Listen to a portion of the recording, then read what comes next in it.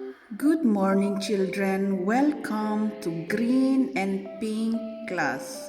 So today we will be doing an artwork.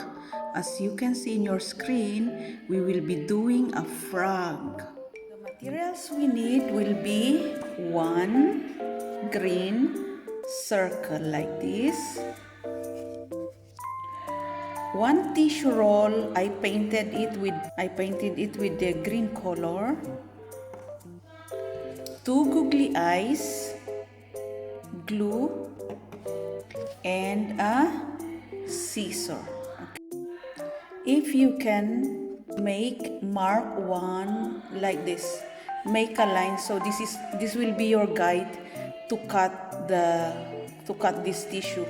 Children, ask your mama if you want to do this. Ask your mother to help you cut this. So now you will have like this, okay? So I cut it into 8 pieces. So make like this a little bit. And for the legs, I fold it like this. Okay, fold it here and fold it. Okay, like that. And the other side the same.